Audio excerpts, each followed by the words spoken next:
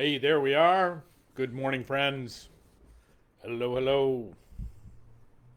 Hello. Hello, welcome. We had to do a little retooling this morning. We ended up had to reboot the old computer. I guess it's getting cold. I think the our computer needed a warm up this morning. Hey, Yvette, how are you? Good to see you this morning. That Yeah, the joys of being live. Like you set everything up, you test it out, you hit the button, and nothing happens. So here we are. Um, this it happens. So, hey Donna, good morning. Hope you're keeping warm. John, good morning to you. Hope things are grand. But, I don't. Somebody on the Woolwich page posted some of the old the old Pinewood Derby pictures, which I don't I think may have tagged you in one, John, but it was just um, it was the Wayback Machine to the Wayback Machine. It was pretty incredible little photo there of I think back in 1976 or some kind of nonsense. Yeah, so good gravy. A few miles under the keel since then. Karen, good morning. I don't still fit in my Cub Scout uniform, that's for sure. So, uh, how are, hey Donna, good morning to you. Glad you're here. Cecile, welcome. Well, you're not late because we're late too. Hey Vicky, yes, here we are. Had to we had a little reboot this morning, so not to worry. Yes, yeah, your brother's 10th birthday party. Right. That was great. Some of those are just terrific. Uh, Vicky, I hope you're feeling better and that things are going well with you. Um, that I'm glad to hear that you're on the mend as well. All right, friends, let's get going this morning. It is the first day of February. That we are into the second month of the year. And I am joyful and wondrous and glad that you're with us on this Wednesday. So I hope that there's much goodness in your day to champion. I hope there's much goodness in your day to be a part of. So because that's a little bit what I want to talk about this morning is this from the book of Hebrews. So Hebrews is an interesting book, and the, um, here's the grand thing about the book of Hebrews is it is beautifully written. If you really want to get into just if you want to read like beautiful theology, Hebrews is your thing. Like it is really it's almost poetry about God. And so this is from the 12th chapter, and it's it's kind of often quoted, but I want to spend a little time in it this morning because I think it's often quoted, but I think it's often kind of misquoted. I think people think of it in a way that is actually not as uh, um, uh, um, well. I Anyway, let's just do it. What am I doing? So this is it from Hebrews 12. This is verses 1 and 2, right from the gate, right out of the gate.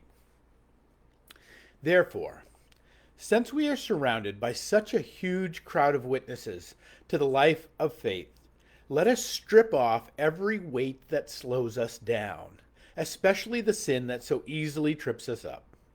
And let us run with endurance the race God has set before us. We do this by keeping our eyes on Jesus, the champion who initiates and perfects our faith. Because of the joy awaiting him, he endured the cross, disregarding its shame, and now he is seated in the place of honor beside God's throne. This image of how we might run our race, this image of Jesus as champion, and this image of us keeping our eyes on Jesus as we run. I think there's a lot been done with them over the years.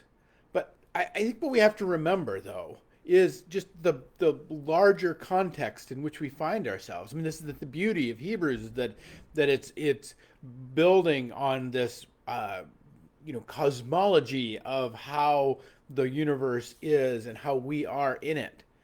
And so to say that if Jesus is the champion for all of humanity, well, what that means is if we are made in God's image, we are made in the image of God, so too are we.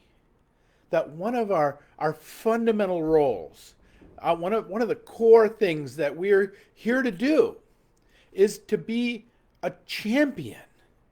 Is to actually to run our race with in a heroic fashion, and to champion. Now Jesus had this sense where he championed all of the universe, every living soul, all the great cloud of witnesses, all those who came before us that stand now on the sidelines cheering us on. But there is this way in which we have inherited the same job and the same title, but just not on the same scale. We're not gonna save the universe. We're not gonna save the world. We're not even probably gonna save another person. But what we can champion, and what we are called to champion, now maybe we will, maybe we won't, I don't know, but we are called to champion is to champion the goodness and the truth in our lives. The very best, the good, the true, and the beautiful of the things that are a part of our days, the things that come into our head, and the things that are in the work of our hands, the joys of what it is to love the people around us, and to participate in that love. You see, because the reality here, this is what when Hebrews uses this image of a race. It's inviting us to kind of understand that there's a flow to this life. I mean, if time tells us anything, it tells us there's a flow to this sort of life, right? Like, Stephen Miller was right. Time keeps on ticking into the future. That we're living in the future right now, because when we started this stream, now here we are in the future. That there is this flow to time. There's this flow to our experience of time. There's this flow in this life, and so too is there this flow in us. We know it, and it kind of beggars kind of appearances. Appearances are like, I'm this person, this autonomous person with my own set of responsibilities that are about me, my own autonomy. I can kind of go do whatever I want to do and be whatever I want to be, and all of this kind of wonderful individuality in which we've been given, in the early 21st century America, which is not wrong, but is wildly incomplete. Because we're also in this glorious flow, not just this glow of time, but this incredible flow of all that is coming into and through us. You ask any creative, and they know this. You ask that this is why it's like a race, because the fact that the one thing in a race is the scenery keeps on changing. Like, you're never running the same ground, and at the same time, there are always new challenges and new things coming at you, and there are also there are new wonders and new beauties. And the question is kind of, which ones are we going to fight for? Which ones are we going to lift up? And which one, like Christ, who championed for all of humanity, which ones are we going to champion? I just heard a little while ago, and it was a beautiful revelation to me of this idea that when J.K. Rowling wrote the Harry Potter series, it was as if she said that it was as if Harry Potter walked out into her mind and her imagination as if he was fully formed, that he was fully present. And we just had Stephen Manchester here at church a few weeks ago, and he talks about writing, and he talks about the characters that he writes, and his writing process. And he sounded very similar to this. He found it in very similar ways when he talked about it. And any creative will tell you this. Where and if we are honest with our own inner life at all, we too will get these notions that at any given moment anything can pop into our head. Anything that any given moment the scenery can change, and and what pops into our head may be glorious and wonderful and beautiful, or it may be horrid and trying to drag us down into a swamp. It may be an alligator trying to bite our leg. It doesn't mean it's always good. But what we are called to champion is to stand for the good and the beautiful things in our life. It's been fun hanging my knight on the back wall here because people always ask me, gosh, that's curious. And then I have another one next to my desk, as I've told you before, and people keep like, oh, what's that about?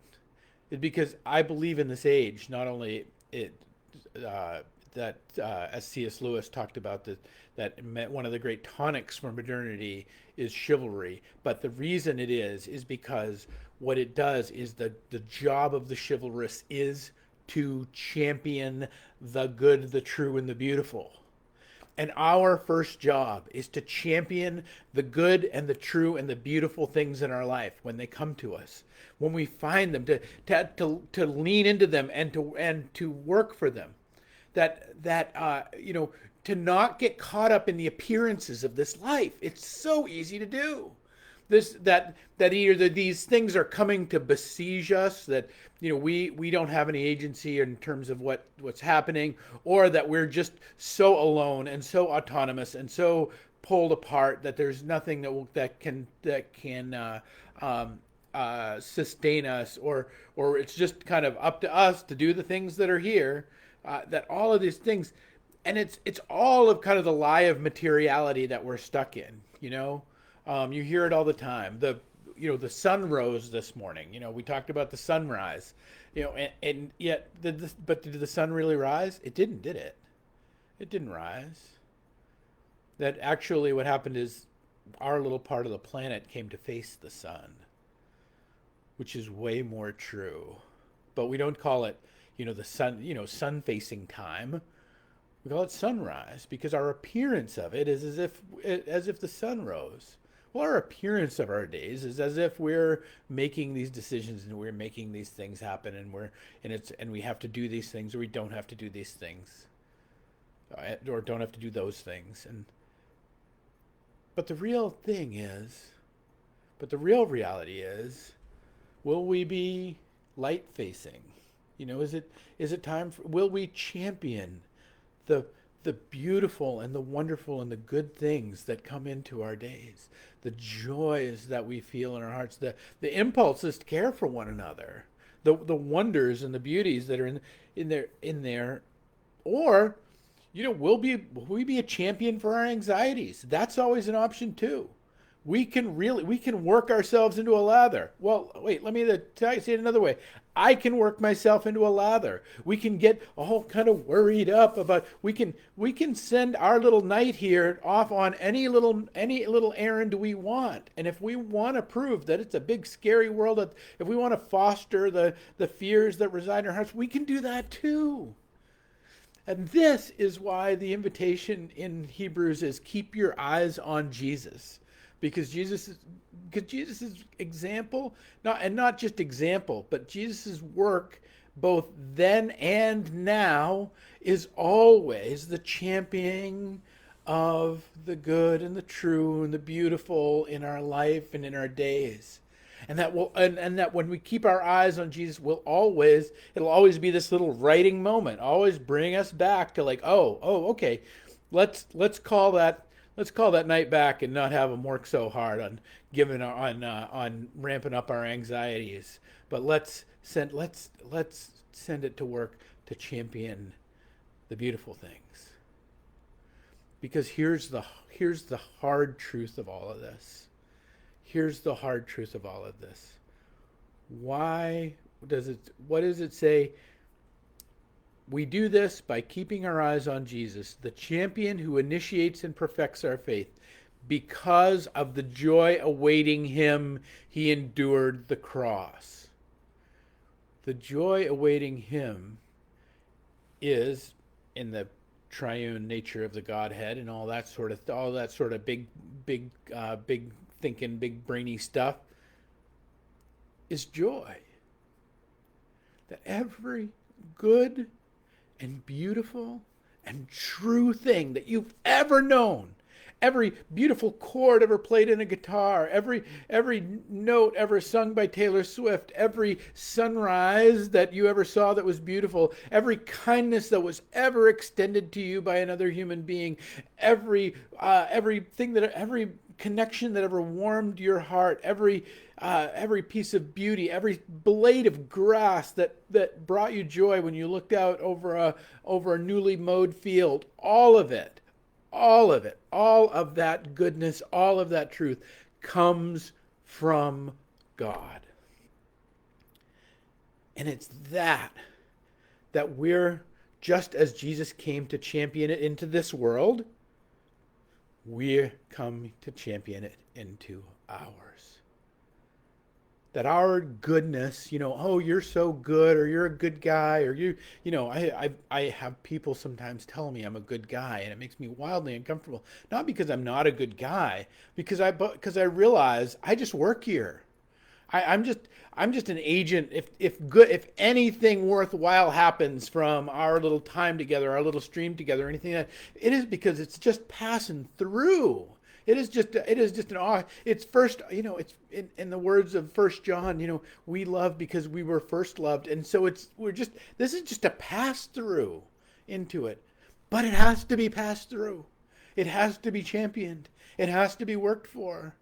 That we have to, we are invited to the race. We're invited to the party. We're invited to the joys of this life and the wonders and the beauties of it. We're invited to champion it. Friends, this is my hope for you. I hope that in this day, it's 11 whatever it is right now, and you have the rest of a day if you're listening to me live, or or whenever you catch this, you have the rest of the time until you put your head on your pillow tonight, that to decide, what are you going to champion in your life, or are you even going to be a champion? To keep our eyes on Jesus, to hear these words that come, these beautiful, gorgeously strung together words from the 12th chapter of Hebrews, that we might run the race that's set before us, that as we encounter the good on the race, we stand for it. We love it into being. We welcome it in and make it our own. We give it a big love and hug. We invest our time and our energy in it. When that little impulse pops in our head, maybe we should check on so and so. Gosh, I haven't talked to them. Act on it. That when we have a beautiful, when we appreciate something wonderful, say thank you. Like this is so hardwired into us. It's so, it's so close to us in being close to our face. It's it's often difficult for us to see, but it is the biggest and greatest and most wondrous gift of our lives, is to see that all of this goodness that flows into creation from all of its different places, that flows into us too, comes from a God that loves us and wants us not to just be happy and not to just know joy, but to participate in that joy. Just as Christ participated in the conquering of hell and the salvation of the world, so too do we get to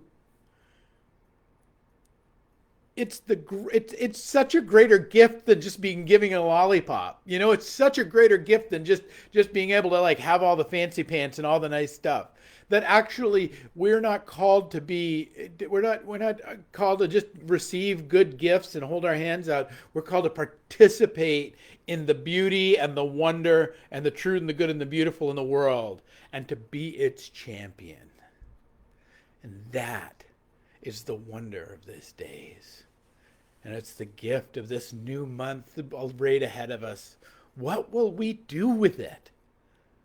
How will we spend it? What feelings in our hearts will we champion?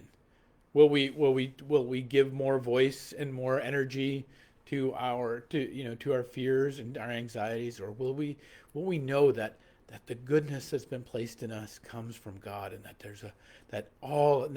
there's peace in that.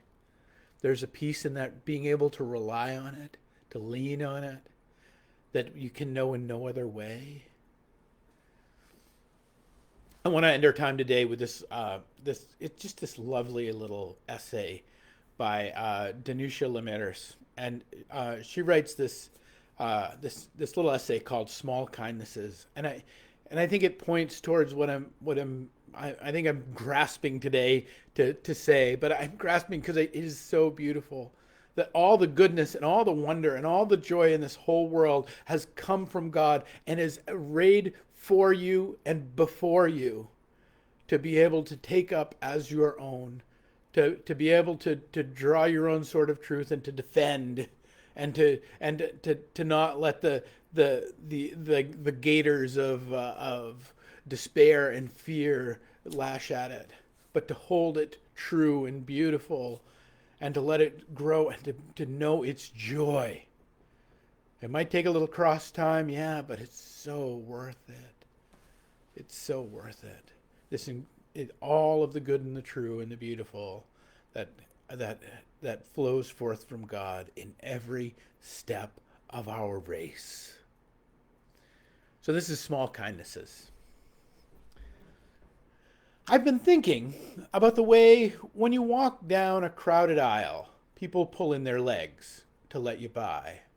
Or how strangers still say bless you when someone sneezes, a leftover from the bubonic plague, basically saying don't die, we are saying. And sometimes when you spill lemons from the grocery bag, someone else will help you pick them up. And mostly, we don't want to harm each other. We want to be handed our cup of coffee hot and to say thank you to the person handing it to us. To smile at them and for them to smile back. For the waitress to call us honey and when she sets down the bowl of clam chowder. And for the driver in the red pickup to let us pass. We have so little of each other now. So far from tribe and fire, only these brief moments of exchange. What if they are the true dwelling of the holy, these fleeting temples we make together when we say, here, have my seat. Go ahead, you first. I like your hat. Friends, I like your hat. Champion the good and the beautiful things in your life.